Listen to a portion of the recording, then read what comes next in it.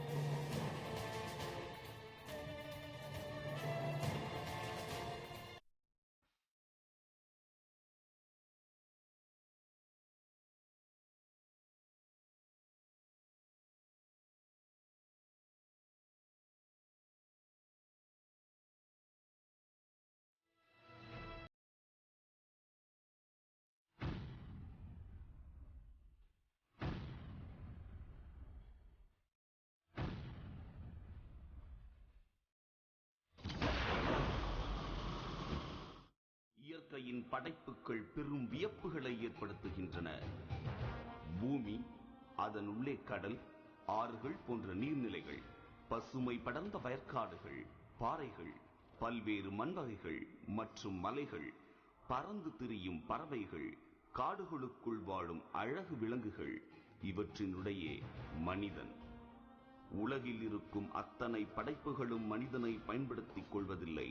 ஆனால் மனிதன் மற்றைய அனைத்து படைப்புகளையும் தனக்காகவே பயன்படுத்திக் கொள்கிறான்.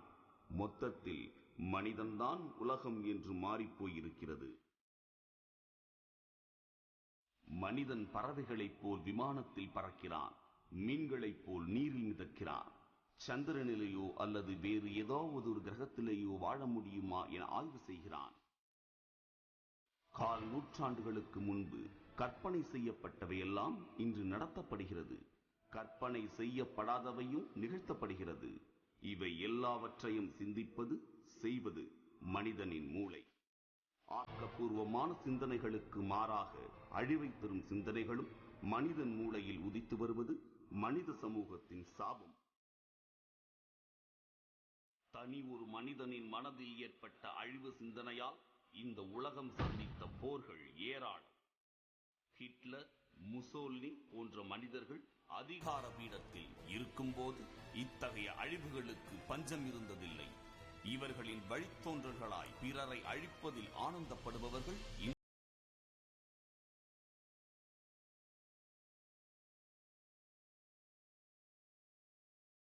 செய்யும் கொடூர உணர்வு சிலர் மனதில் உதிக்கும் அதே நிலையில் சிலருக்கு தன்னைத்தானே அழித்துக் கொள்ளும் எண்ணமும் ஏற்படுகின்றது. தற்கொலை செய்து கொள்ளும் எண்ணம் ஏற்படுவதற்கு மரபியல் ரீதியான காரணங்கள், சுபாவம் சார்ந்த காரணங்கள், சூழல் சார்ந்த காரணங்கள் என்று 3 முக்கிய காரணங்களை மனநல மருத்துவர்கள் கூறுகின்றனர். தற்கொலைக்கு பெரும்பாலும் என்ன காரணங்கள்னு சொல்லும்போது நமக்கு தெரிஞ்ச நிறைய பார்க்கக்கூடிய ஒரு விஷயங்கள் அப்படின்னு சொன்னோம்னா மன அழுத்தம் அப்படின்னு நம்ம சொல்றோம். மன அழுத்தம் என்பது ஒரு முக்கியமான காரணம்.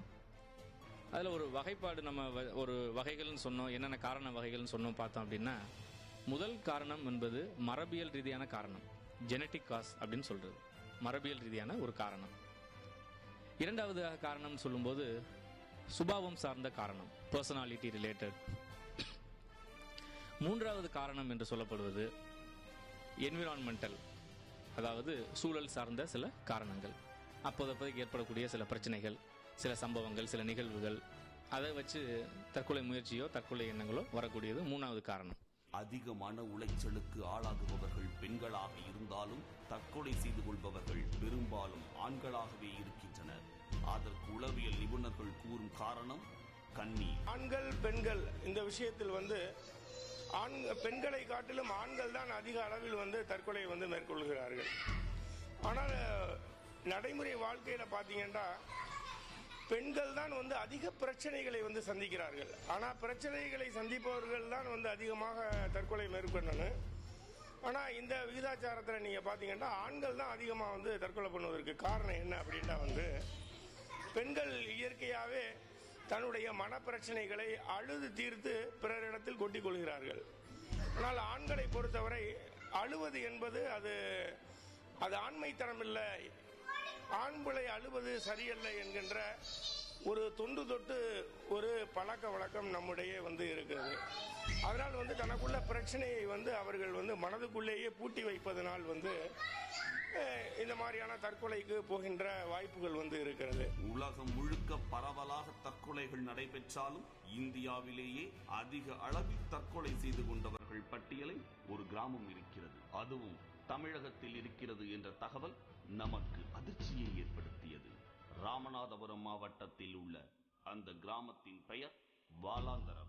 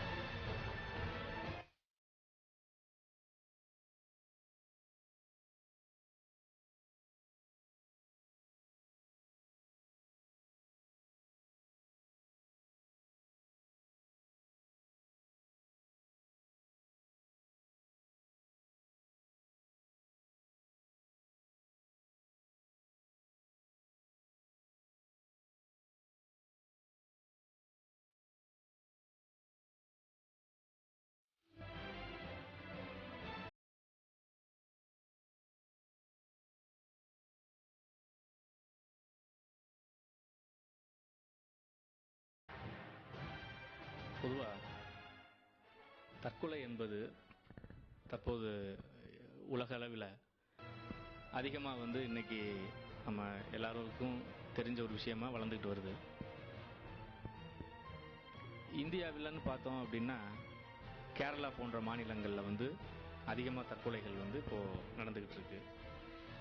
முன்னாடி எப்படி இருந்தது, இப்போது படிப்படியாக பார்த்தீங்கன்னா வட மாநிலங்கள்லையும் மத்திய பிரதேசம், மகாராஷ்டிரம் போக ஒரு வட மாநிலங்கள் எல்லாமே இப்போ இது மாதிரி தற்கொலைங்கிறது அதிகமாக காணப்படுது. தமிழ்நாட்டில் பார்த்தோம் அப்படின்னு சொன்னோம்னா பொதுவாக மலை பிரதேசங்களில் இது போன்ற தற்கொலை முயற்சிகளோ தற்கொலைகளோ அதிகமாக காணப்படும். சமவெளிகள்னு பார்க்கும்போது எனக்கு தெரிஞ்சு தமிழ்நாட்டில் இப்போ தற்சமயத்துக்கு அதிகமாக அதை காணப்படுற ஒரு இடம், ஒரு ஊர்னு சொன்னோம்னா அந்த வாலாந்தரவைன்னு சொல்லக்கூடிய ராமநாதபுரம் மாவட்டத்தில் இருக்கக்கூடிய ஒரு கிராமம். இங்கேயும் இப்போ தற்கொலை என்பது சமீப காலமாக அதிகமான எண்ணிக்கையில் அதிகமான பேர் அதை தற்கொலை முயற்சிகளும் பண்ணுறாங்க, தற்கொலையும் நிறையா செஞ்சுக்கிட்டு இருக்கிறாங்க.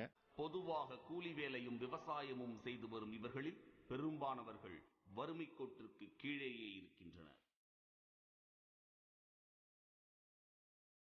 அனைத்து வசதிகளையும் மிகவும் பின்தங்கி இருக்கிறது இந்த கிராமம். கல்வி அறிவிலும் மிகப்பெரிய வளர்ச்சி இல்லை என்றே கூறப்படுகிறது.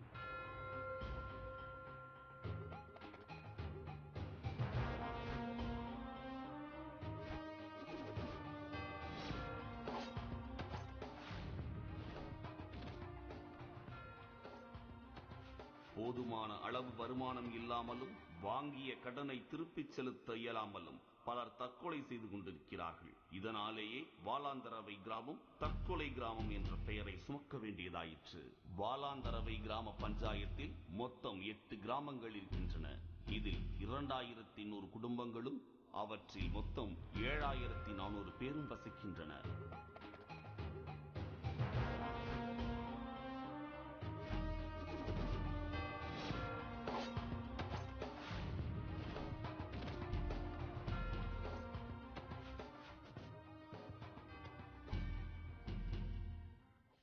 இந்த மக்கள் தொகையின் எண்ணிக்கை மேலும் குறையாமல் இருக்கவும் தற்கொலை கிராமம் அடையாள பெயரை நீக்கும் விதத்திலும் பல்வேறு திட்டங்கள் மற்றும் நடவடிக்கைகள் மேற்கொள்ளப்பட்டு வருவதாக வாலாந்தரவை பஞ்சாயத்து தலைவர் கூறுகிறார். தற்கொலை அதிகமாக இருந்தது.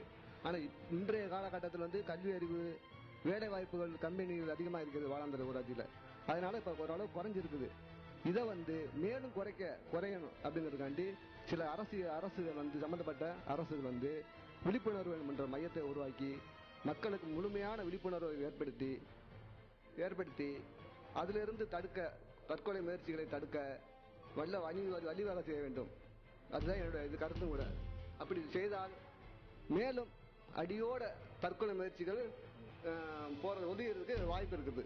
ஏற்கனவே ஒருவரது மூதாதையர்கள் தற்கொலைக்கு முயன்றிருந்தாலோ அல்லது தற்கொலை செய்து கொண்டிருந்தாலோ அவருக்கும் தற்கொலை எண்ணம் வரும் என்று மனநல மருத்துவர்கள் கூறும் காரணம் ஒருபுறம் இருக்க, இந்த பொதுமக்கள் கூறும் அதிர்ச்சியான தகவலும் இருக்கிறது.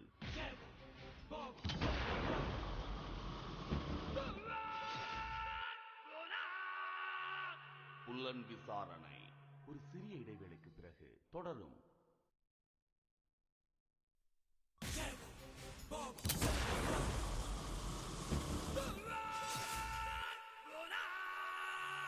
புலன் விசாரணை தொடர்கிறது. கள்ளச்சாராயம் விற்பனை செய்ததாகவும் கொள்ளை போன்ற பல்வேறு குற்ற செயல்களில் ஈடுபட்டதாகவும் காவல்துறையினர் பொய் வழக்கு போடுவதற்கு இந்த கிராமத்தில் உள்ள கூலி வேலை செய்யும் இளைஞர்களையே பிடித்துச் செல்கின்றனராம்.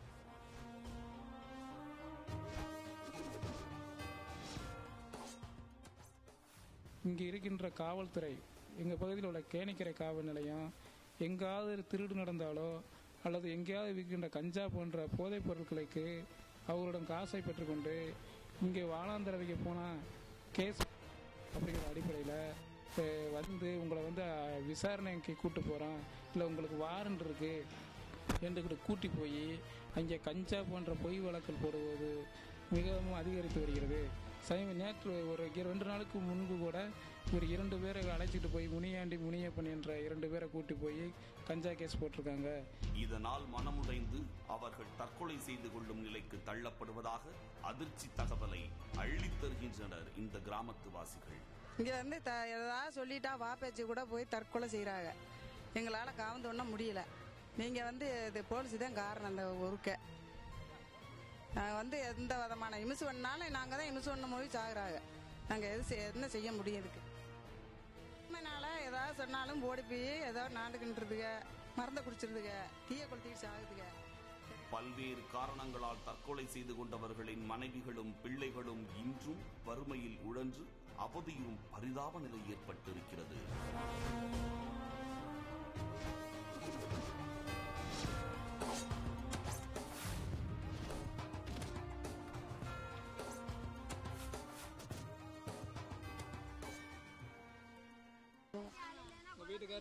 சிவசாமி.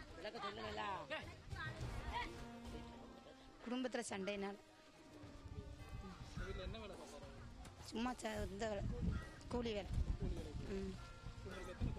2 பயலு இருக்கு. ஒரு பயலுக்கு 15 வயசு, ஒரு பயலுக்கு 10 வயசு.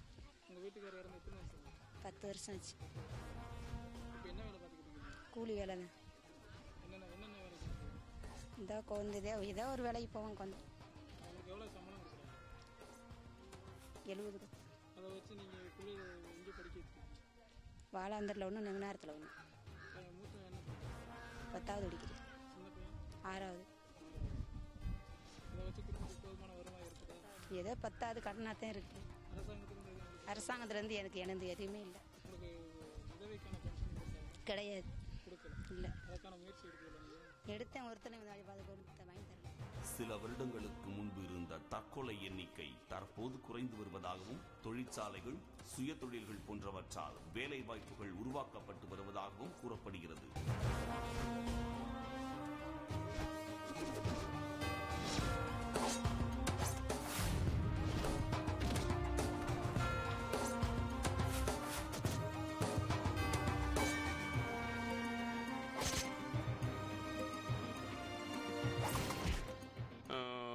தற்கொலை கிராமம்ன்ற ஒரு இதில் வந்து படிப்பறிவு ரொம்ப மோசமாகவும், 2வது வந்து குடும்ப வறுமை கூட்டு கீழே உள்ளவங்க ரொம்ப கஷ்ட சூழ்நிலையிலையும், பாய் முடைஞ்சாத்தான் உழைப்பு, அந்த மாதிரி பண உலையிலேருந்து பாய் முடைஞ்சி இந்த மாதிரி வீட்டுக்கு அரிசி இதுமா பண்ணி ஆம்பளைகளுக்கு சுத்தமாக வேலையே இல்லாமல் இருந்துச்சு.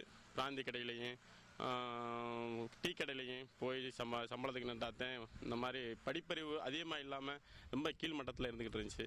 இப்போ ஓரளவு வந்து இப்போ ஒரு 5 வருஷத்துக்குள்ள இப்போ வந்து நிறைய மாற்றங்கள் வந்துருச்சு. ஓரளவு வந்து எல்லாருமே வந்து வெளிநாடு வசதி, 2வது வந்து அவங்கவுங்க சொந்த தொழில், பிஸ்னஸ் எல்லாமே பண்ணி கொஞ்சம் ஓரளவு நல்லா ஒரு நாலேஜ் வந்து இப்போதைக்கு வந்து தற்கொலைன்ற ஒரு இது இல்லை. ஆனால் வந்து இந்த தற்கொலை கிராமம்ன்றதை வந்து இன்னும் ரெக்கார்டில் வந்து அப்படியே தான் இருந்துக்கிட்டு இருக்குது.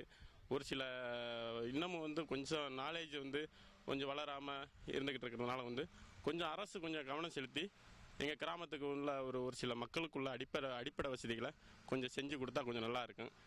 இது வந்து இது என்னுடைய கோரிக்கை மட்டும் இல்லை, மக்களுடைய கோரிக்கை வந்து அதாவது வந்து வேலை வாய்ப்புகள் கொஞ்சம் ரொம்ப கஷ்டமான சூழ்நிலை இன்னும் இருந்துக்கிட்டு இருக்குது. இந்த மாதிரி சூழ்நிலையில் வந்து கொஞ்சம் எங்கள் கிராமத்துக்கு கொஞ்சம் மக்களுடைய வசதிக்கு தகுந்தாப்புல கொஞ்சம் வசதிகள் கவர்மெண்ட் கொஞ்சம் பண்ணி கொடுத்தாங்கன்னா கொஞ்சம் நல்லா இருக்கும். வேலை வாய்ப்புகள் கொஞ்சம் வசதி இல்லாமல் இருந்துக்கிட்டு இருக்கு. இன்னமும் வந்து இந்த ரேஷன் அரிசி வாங்கித்தான் சாப்பாடு அந்த மாதிரி ஒரு சூழ்நிலை இருந்துக்கிட்டு இருக்கு. அதனால் வந்து கொஞ்சம் மக்களுக்கு வந்து கவர்மெண்ட்டும் கொஞ்சம் ஒத்துழைப்பு பண்ணால் கொஞ்சம் தொழில் வசதி பண்ணி கொடுத்தா கொஞ்சம் நல்லா இருக்கும்.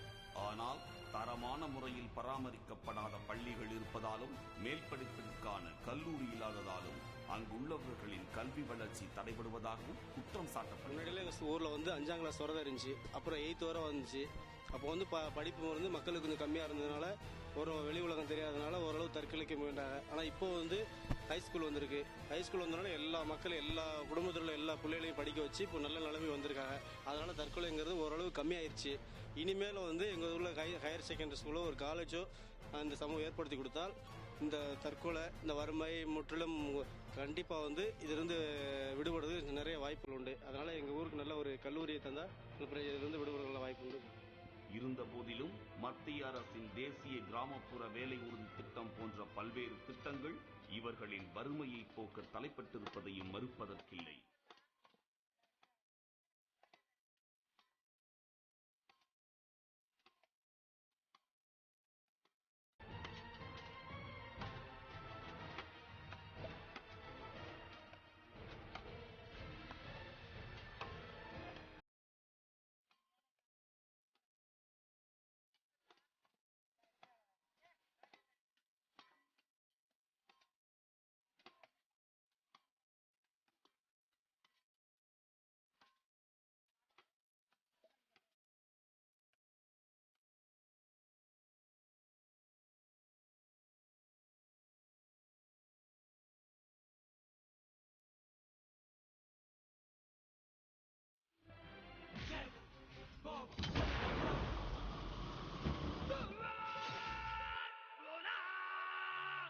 புலன் விசாரணை ஒரு சிறிய இடைவேளைக்கு பிறகு தொடரும்.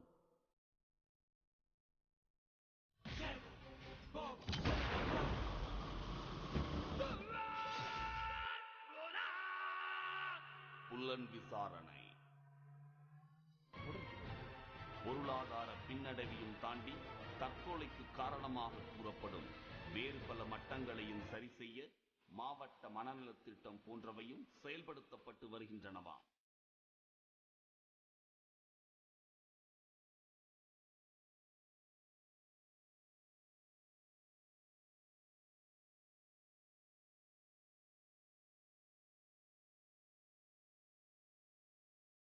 இந்த தற்கொலைங்கிறது வந்து அளவுக்கு அதிகமாகவே நடந்துட்டு இருந்துச்சு.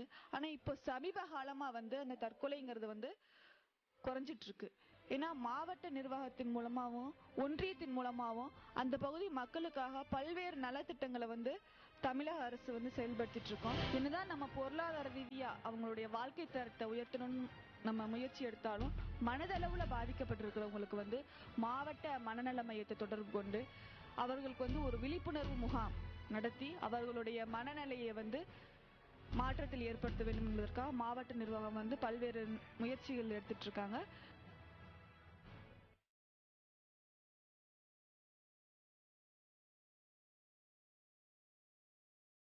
மக்களுக்கு ஒரு நல்ல ஒரு விழிப்புணர்வை ஏற்படுத்தி அவங்கள இந்த மனநல ஆலோசனைக்கோ ஒரு இதுக்கெல்லாம் உட்படுத்தி அவங்கள வந்து நம்ம நல்ல முறையில் சிகிச்சை செய்து வரக்கூடியவங்களுக்கு கூட தற்கொலை எண்ணங்கள் வருமா என்று கூட தடுக்கிறதுக்கு கூட அதுக்கு சில ஆலோசனைகள்லாம் இருக்குது. அதையும் நம்ம மேற்கொண்டோம் அப்படின்னா அவங்களுக்கு இந்த மக்களுக்கு வந்து ஒரு நல்ல பயன் பெறுவாங்க. அரசு தலைமை மருத்துவமனையிலையுமே பார்த்தீங்க அப்படின்னா நிறைய மனநல பிரிவுகளில் எங்கள் இது போன்ற உளவியல் ஆலோசகர் மூலமாக அதிகமான அளவில் கவுன்சிலிங்ஸ் இந்த போன்ற விஷயங்கள் எல்லாமே இப்போ நிறையா பண்ணிக்கிட்டு இருக்கிறோம். தற்கொலை கிராமம் என்ற பெயரை தாங்கி தாங்கள் வாழும் இந்த கிராமம் இருப்பதை இங்குள்ளவர்கள் ரசிப்பதில்லை. மாறாக இந்த அவமானம் விரைவிலேயே துடைக்கப்பட வேண்டும் என்பதில் உறுதியாக இருக்கின்றனர். கிராமம்ன்றதை வந்து மாற்றி ஒரு நல்ல எங்க பஞ்சாயத்து ஃபுல்லாவே எங்களுக்கு வந்து கொஞ்சம் நல்ல ஸ்டேஜில் இருக்காங்க. இப்போதைக்கு வந்து மக்கள் நல்ல ஸ்டேஜில் இருக்காங்க. அதனால வந்து இந்த தற்கொலை கிராமம்ன்றதை வந்து எடுத்து கொஞ்சம் எங்கள் மக்களோட நேரம் வந்து ஒரு கலந்தாய்வு கூட்டம் மாதிரி ஒன்று போட்டு நேராக வந்து ஒரு டிராக்டர் மரநில ஒரு இதுவோ இல்லை ஏதோ ஒரு இதில் வந்து எல்லா கவர்மெண்ட்லேருந்து ஒரு கூட்டம் மாதிரி போட்டு விசாரணை பண்ணி இந்த தற்கொலை கிராமன்றதை மாற்றி எங்கள் கிராமத்தை கொஞ்சம் ஒரு நல்ல நிலைமைக்கு கொண்டு வரதுக்கு கவர்மெண்ட்டும் அதிகாரிகளும் எங்களுக்கு வந்து ஒத்துழைப்பு தந்தால் கொஞ்சம் நல்லா இருக்கும்.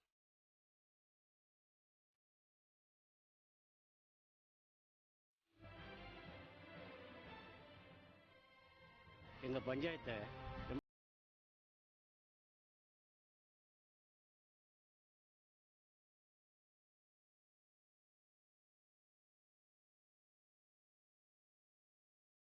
அதுக்கு அரசாங்கம் வந்து எங்களுக்கு ஒத்துழைப்பு நிறையா கொடுக்கணும், நல்ல வசதி வாய்ப்பு எல்லாம் தேடி கொடுக்கணும்.